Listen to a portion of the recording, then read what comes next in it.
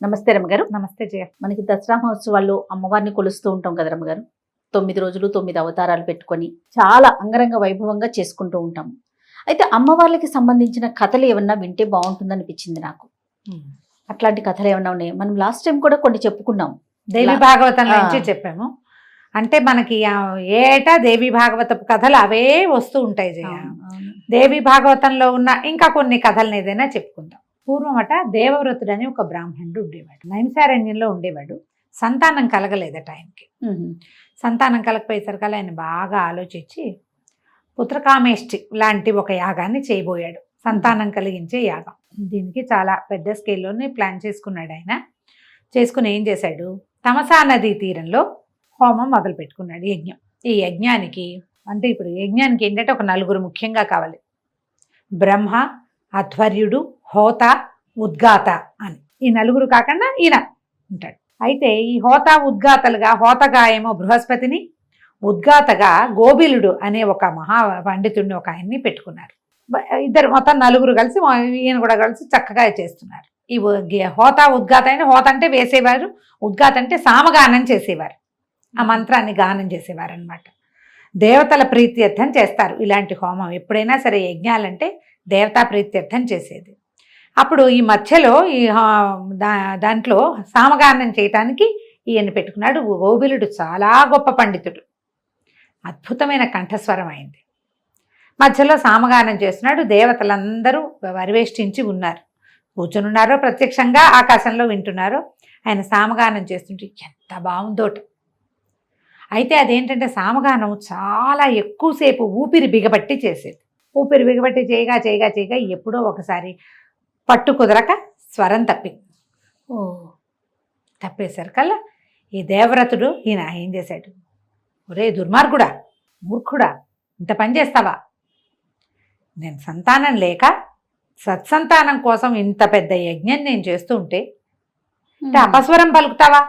పాపం కావాలని చేయలేదు. చేయకపోయినా సరే ఉద్రేకం వచ్చేస్తుంది. తప్పు తప్పు అనవా మనం? ఉద్రేకంగా అన్నాడు. మూర్ఖుడవే నువ్వు, ఇట్లాంటి తప్పు చేసావు. నా వ్రతం, నా యజ్ఞం ఎట్లా సఫలమవుతుంది? దేవతలు ఎట్లా ప్రీతి పొందుతారు? సర్వనాశనం చేసేలాగా ఉన్నావే నువ్వు అన్నాడు. అనేసరికి ఒక్క తప్పు పడేసరికి ఆయన ఆగిపోయాడు.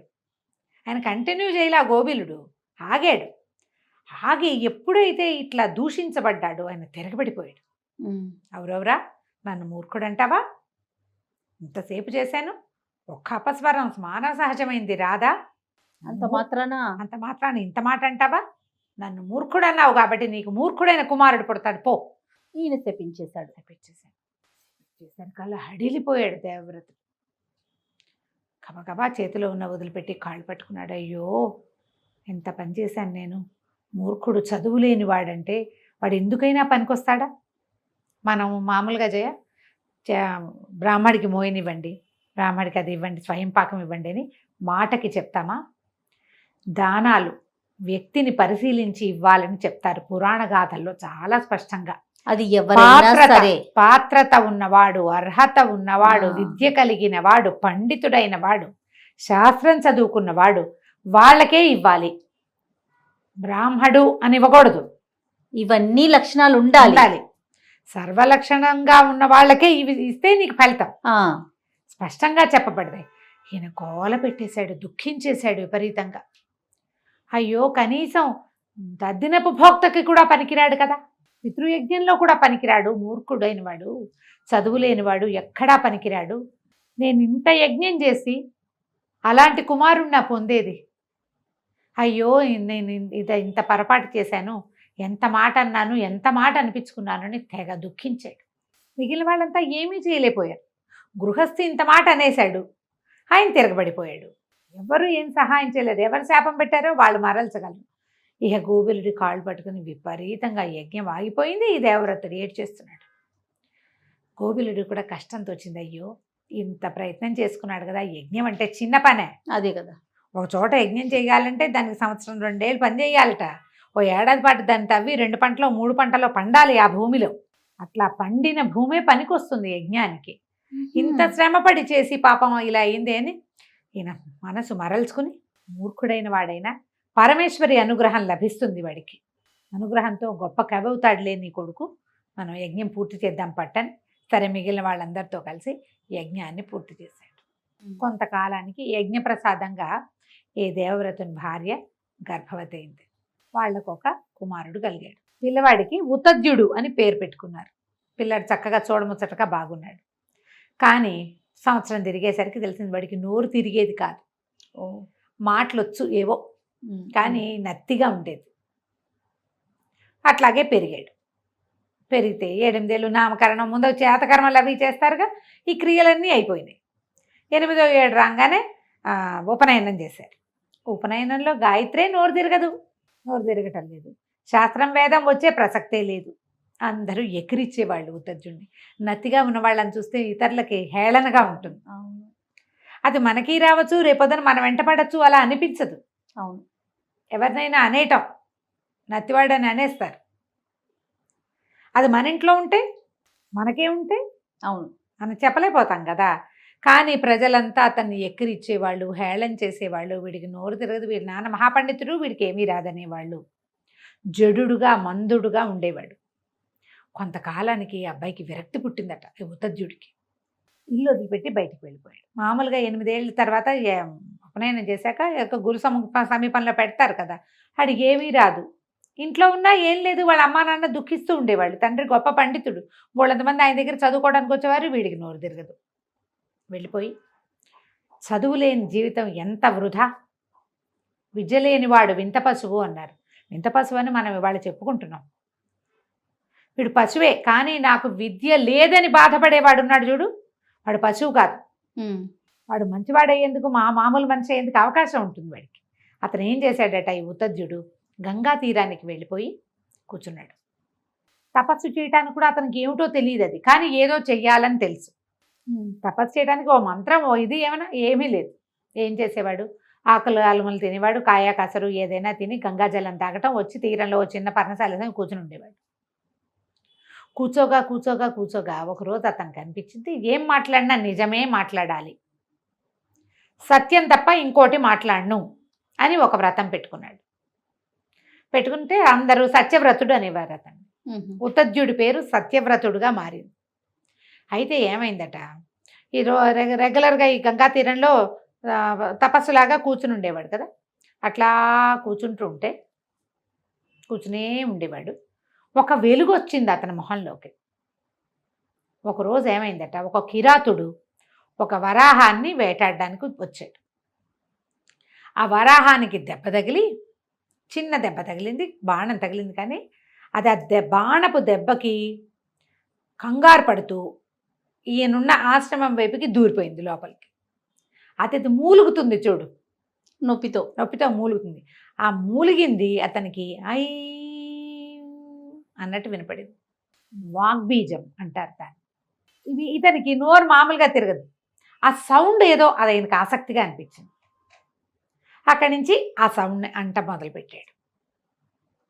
ఎంతోసేపు కాల. కానీ ఇతను నిత్యము ఒక నియమంతో పనిచేసేవాడు. అదే కదా చెప్పుకున్నా. అవునవును. గంగా జలమే తాగుతాడు, నియమం ఉంది, అబద్ధం చెప్పడు, నిజమే మాట్లాడతాడు, గంగా బాణం చేసి కూర్చుంటాడు, ప్రతిరోజు కళ్ళు మూసుకుని కూర్చుంటాడు. స్థిరత ఉంది అతనికి, కూర్చునేది ఉంది గుణం. కొన్నిసార్లు అనేసరికల్లా ఆ దారిని వెళ్తోందట పరమేశ్వరి. ఐంబీజం వినపడుతోందని తన వైపుకు తిరిగి చేయి చూపించి వెళ్ళిపోయింది.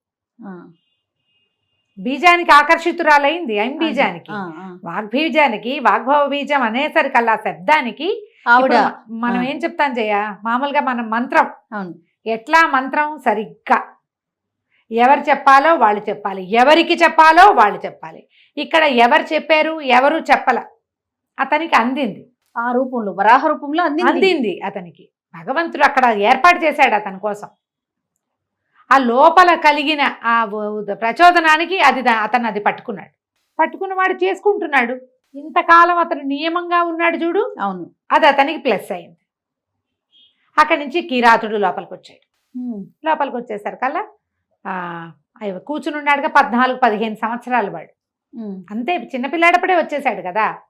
ఇక్కడ అయ్యోరా, ఇటు ఒక 10 ఏళ్ళని చూసావా అని అడిగాడు. ఇప్పుడు ఈయన పంది ఉంది వెళ్ళింది అని చెప్పాలి. నిజం కదా చెప్పాలి. సత్యవ్రతుడు కదా, నిజం చెప్పాలి. నిజం చెప్తే పందిని వీడు చంపేస్తాడు. పంది మరణానికి నేను కారణం అవ్వచ్చా? అవ్వకూడదు. ఆలోచన మారింది చూడు. అంతకుముందు అతనికి ఏం చెయ్యాలో తెలిసేది కాదు. ఇప్పుడు ఏం తెలిసింది? ఒక పంది ఇటు వెళ్ళింది, వీడికి నిజం చెప్పాలి, అది చెప్తే అది మరణిస్తుంది, చెప్పకపోతే అబద్ధం చెప్పినట్టు అవుతుంది, వ్రతం పోతుంది. ఈయన ఒక శ్లోకం చెప్పాడు. నాకు స్తోత్రాలు గుర్తున్నట్టుగా శ్లోకాలు గుర్తుండు. ఇలాంటి మామూలు వ్యవహారాలు గుర్తుండు. అమ్మవారి స్తోత్రాలు శ్లోకాలు ఏవైతే 2 సార్లు చదివితే వచ్చేస్తుంది. ఆ శ్లోకం ఏం చెప్పాడంటే, ఎందుకురా మళ్ళీ మళ్ళీ అడుగుతావు? ఏది చూస్తుందో అది మాట్లాడలేదు, ఏది మాట్లాడగలదో అది చూడలేదు. నీ సొంత పని కోసం నన్ను అడుగుతాను, నన్ను అడక్క వెళ్ళిపోమన్నాడు. ఎంత బాగా చెప్పాడు రమ్మగారు. యోపశ్యతి నసాబ్రూతే అంటే ఏది చూస్తుందో అది మాట్లాడలేదు. యోబ్రూతే నపశ్యతి. ఇప్పుడు ఏది మాట్లాడుతుందో నోరు అది చూడలేదు కదా. కన్ను చూస్తుంది, కానీ కన్ను ఏం చెప్తుంది? బ్రెయిన్కి చెప్పించి ఆ చెప్పిన దాంతో నోటితోటి మాట్లాడిస్తుంది. ఈ మాట్లాడేది చూడలేదు కదా. ఎస్ అనగానే వాడికి అర్థమైంది, మాట్లాడకుండా వెళ్ళిపోయాడు. ఈయనకి అమ్మవారి ఇచ్చిన అనుగ్రహం అంటే మహాకవివి కమ్మని అనుగ్రహం ఇచ్చింది. ఆ తర్వాత కాలంలో సత్యవ్రతుడు మహాపండితుడయ్యాడు.